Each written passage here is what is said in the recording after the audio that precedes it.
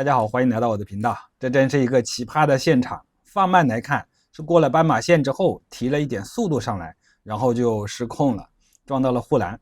一节护栏大概是1800块，应该有10节了。不知道路政会不会给小米车主打折呢？从目前的舆论上来看呢，小米SU7已经是事故的 VIP 车型了，随便一看都是新鲜的，天上的、地下的，甚至还有水里的。偶遇小米尸体，我操！事故这么大条。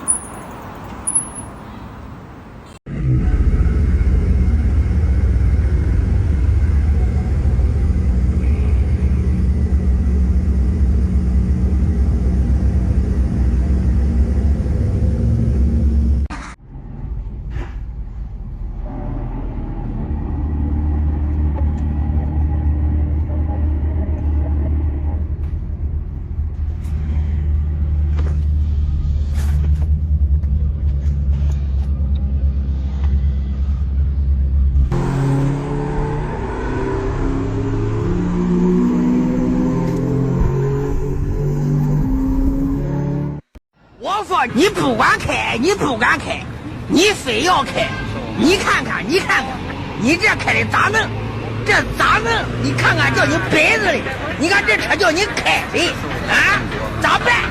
我说你不管开，你不敢开，你非要开，你看看，你看看，你这开的咋能？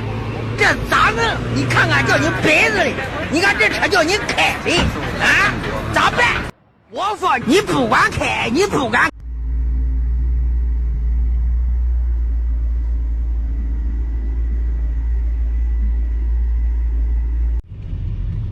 看这是小米，小米，看这个屁股，小米。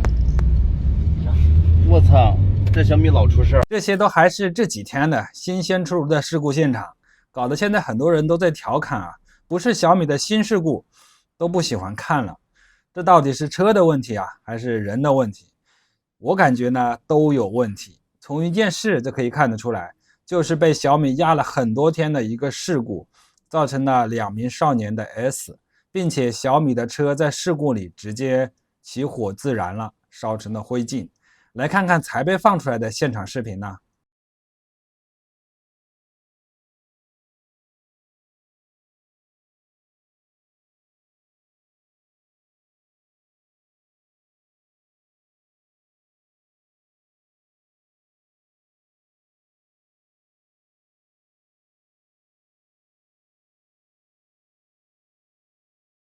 可以看出啊，视频的时间节点上呢是没有起火。4月5号的事情，全网压了6天，昨天才有媒体爆出来，紧接着就是警方出了通报。从这个警情通报上来看呢，也是4月11号才出的，真够狠的呀！时隔这么多天，估计是怕舆论压力过大。毕竟3月29日爆燃，3个女生 S，4月5日2个男生 S， 短短8天时间就带走了5个年轻人。这要是当天发布，那实在是太爆炸了。这次事件中呢，是一辆小米SU7车主撞到了2名少年后逃逸，随后车子起火自燃，直接烧成了车架。当时什么情况啊？估计现在也说不清楚。时隔那么多天，后续车主主动自首。至于当时为什么没有第一时间下车急救啊？可能是太年轻了，吓到了。有当地人呢是这么说的。小米湛江的事情一早就知道了，我是湛江人来的。清明那天嘛，那条路才多大，湛江的路双向2车道的啊，对面就将对面的开着电瓶车的2个少年当场就撞死了。这个车主呢，还下车不打电话报警，也不叫120，就这样跑了。而且呢，他还是借了朋友的车，他朋友这次就麻烦了。而这个事件呢，令到雷总比较头疼的呢，就是又着火了哈。当然现在官方给出来的就是由于撞击太猛烈了，造成了电瓶车的电池起火，从而点燃了小米汽车，就是被动的着火。但是不管怎么说吧，现在的舆论也好网民都好，大家只盯着那几个字嘛，小米再着火几个字嘛，所以呢，雷总现在应该挺头疼的。那现在这么多事故说实话的你看看我的相册里面，这只是我半个小时刷的视频哈，半个小时已经几十条了，都是小米的各种奇葩的撞车，连撞这种树枝都可以撞到整个车头烂的，又有呢撞到公路的那条沟里面去，有些还飞起来，真的飞天遁地，无所不能的。那你们说，到底是这个车主的问题，还是小米这台车的质量问题？当然，我觉得完全怪雷总和小米，这是不公道的哈。因为呢，小米的车主在过去呢，发生的大事例如那次哈，就是拿把刀捅人那次，还记得没有？去年了嘛，开台小米书车将所有的摩托车一路撞那个事件，对不对？还包括这次的徐闻湛江的这个事件，撞死人跑的，就是一群如此不成熟的人去驾驶一台网友说他不成熟的汽车，就是产品，那出来的结果不就是不成熟的结果了吗？当然，这个不成熟呢，也是网友们的总结哈。那我也刷到过了一些专业赛车手去驾驶小米的汽车哈，确实动力是无敌的，1500多匹，可以媲美那种1000万以上的超跑了。但是这个赛车手，专业赛车手就说，发动的时候牛逼，但是一个赛车最重要的就是我能不能够及时自动就刹车刹得住。赛车手说的，他认为目前是还不够成熟的他说的不关我事哈。但是这些专业的细节呢，这群年轻的尊贵的小米车主他自己并不知道的，对吧？他只听发布会，只支持自己的信仰，他觉得拉风牛逼够酷，上街就呜，他们不知道会这样子的嘛，所以才会出现如此多的飞天遁地的各种各样的奇葩的事故出现嘛。后续此事小米也出了一个通报这是时隔几天后，小米再一次出公告，又一次证明了大公司的公关是有多牛逼。首先呢，说明了事情的真实性，然后顺便说，当时是车主没有开启支架，是手动操作才导致的事故。再者呢，就是车子起火燃烧，是因为碰撞后被撞的电瓶车电池先着火，然后呢，火再烧到了小米苏7身上，而不是小米苏7自己撞到了然后自燃。总之就是和车的质量无关，都是车主的问题。不过呢，理论上是不是应该电瓶车直接撞飞了出去，然后起火？那怎么点燃的呢？这个就不好瞎猜了，万一是一点点小火苗呢？不过这锅甩的就非常好了，之前说的120公里的时速都能刹停的 AEB 呢，就直接消失了，闭口不言。还有那个电瓶车起火，这个和警情通报里面的明确写着小米苏7着火了有很大冲突到底是哪个说的真的，还是说小米和当地警方那边没有沟通好呢？是什么环节有偏差吗？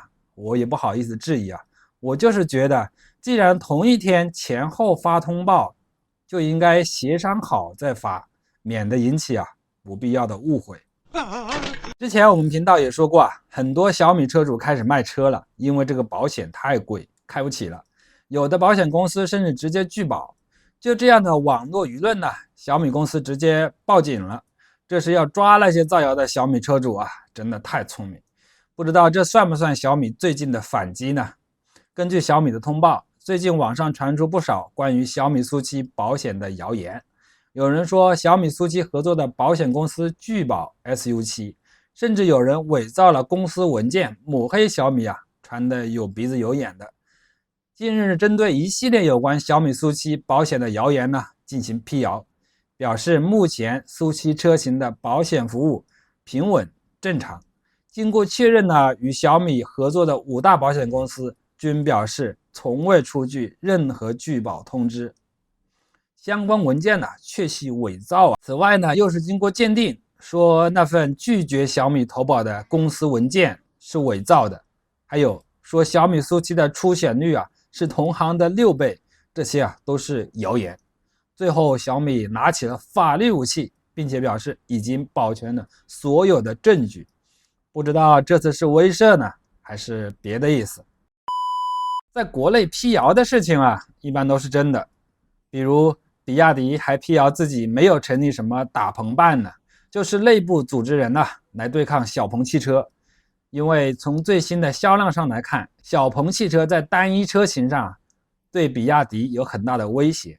内部如果真成立一个大鹏办的小团体，这也不是不可能的。可是有自媒体就直接明目张胆的说出来了，那就只能官方辟谣加上200万的警告了。现在那个自媒体的文章也消失了，遥遥领先的比亚迪怎么能怕一个小鹏汽车呢？对不对？这次小米的辟谣保险的事情也是一样的，5大保险公司肯定不会直接出文件说拒绝小米车的保险吧，只是说无法报价，想报价就等着吧。至于等3个月还是等3年呢，这个不保证。这就是经营的艺术了。有报价的保险公司直接就出了一个超高的保费，这应该也是最近很多小米车主网上吐槽开不起小米的原因。从这些上来看呢，这也不算谣言吧。最后来聊一下特斯拉，这可能是第一个明面上受关税影响的事件了。特斯拉2款车型在国内停售。4月11日，根据特斯拉中国官方网站显示目前 Model S 和 X 车型已不再提供单独的订购新车选项了。这2款车型的停售呢，或许仅仅只是一个开始有人说，随着最近很多起特斯拉安全事故的发生，特斯拉在国内的含金量已经大幅上升了，刹不住车的梗呢已经消失，当年那些误会被当成毛坯房，当成破烂也纠正过来了。现在很多国内人呢突然认可特斯拉，在网上的风评有很大的转向让很多人突然意识到安全性才是一辆车最重要的属性。很多吹得天花乱坠的功能跟安全性根本不值一提。特斯拉2024年在国内的销量更是来到了 91.7 万辆，但是从另一个方面上来看呢，反而不是好事在历史上个朝个代，当皇上缺钱了的时候怎么办？只有2个途径，一个是从乡绅土豪那里拿钱就是从有钱人身上拿钱，另一个就是从广大普通人身上那里拿钱。但无数的历史事件证明从乡绅土豪那里拿钱的后遗症或者说副作用非常大，甚至搞不好都容易翻船。所以呢，一般都是选择另外一种途径去拿钱其实无论古今无论任何国家，本质上都是一样的。就像最近大漂亮加税，其实本质上没有大家分析的那么复杂，就是皇上没钱了大漂亮又不能像其他皇上一样可以自己印钱。其实印钱放水就是稀释所有人的财富，从所有人身上拿钱。但大漂亮不一样他们的皇上印不了钱能印钱那是美联储，大漂亮的皇上还管不了美联储。所以最直接的拿钱方法是啥？就是加关税然后物价上涨，全民买单，最后还是从所有人身上拿钱。那这跟特斯拉有什么关系？其实我们这边还好，我们这边本质上是从乡绅土豪那里拿钱多，从普通人身上拿钱少，说白了就是不坑穷人。你看以前从哪里拿钱？房地产，你有钱了以后就忽悠你去买房子，你越有钱房子买的越多，从你身上拿走的钱就越多。没钱买房子的人，想从他们身上拿点钱也拿不走对吧？所以你看这是从乡绅土豪身上拿钱多。现在房地产不行了，什么来顶替新能源车呀？所以为什么我们的新能源车越卖越贵？买个新能源车的钱差不多都能买个房子了，对吧？那怎么能让你心甘情愿的掏那么多钱去买个新能源车的占领你的智商高地所以现在为什么各种虚假宣传没人管各种删视频删的那么快，各种拳打迈巴赫，脚踩库里南是吧？的让这些乡绅土豪们掏钱的各位。所以记住，特斯拉越火，认可特斯拉的人越多，离我们买不到特斯拉就越近了，离特斯拉像三星一样被赶走就越近了。这里就有必要提醒，不要总想着向别人证明你的选择是正确的别人的选择就是错误的。你开着全世界几乎最安全最好开的车，你自己心里知道就得了，不要总试图去改变别人的认知。第一个，成年人的认知很难改变。第二个，即使你改变了，人家大概率也不会记你的好，你是费力不讨好。因为这个世界它不是平的，它是有很多坑的，这些坑都需要人来填。现在有很多人自愿去填坑，大家相安无事，你也别去多管闲事，不要总去提醒别人的脚下有坑，被提醒的人太多了啊，坑没人填了，那怎么办呢？那最后就是大家一起去填坑，谁也跑不了。好了，今天的影片就到这里，谢谢观看，拜拜。现在的女生真的很物质吗？错了，看看人家宁愿坐在比亚迪上哭啊，不对，宁愿坐在比亚迪上笑，也不愿意坐在路虎上哭，这才是正确的社会价值观呀！高端豪华就是它的代名词。看看这销量，月销不过百，年销不破千，好车卖的都少，劳斯莱斯一年也卖不了几辆啊！你们就是嫉妒人家。什么女的生气了，打了一辆滴滴走了，说的真好，下次不准说了啊！这种营销方式啊，简直 low 爆了，也难怪卖不好。我建议下一次啊，直接把路虎换成劳斯莱斯，这样的对比性会更强烈，这样的画面感也会更有意思。我相信下一位女主她的选择依然是腾势 N9。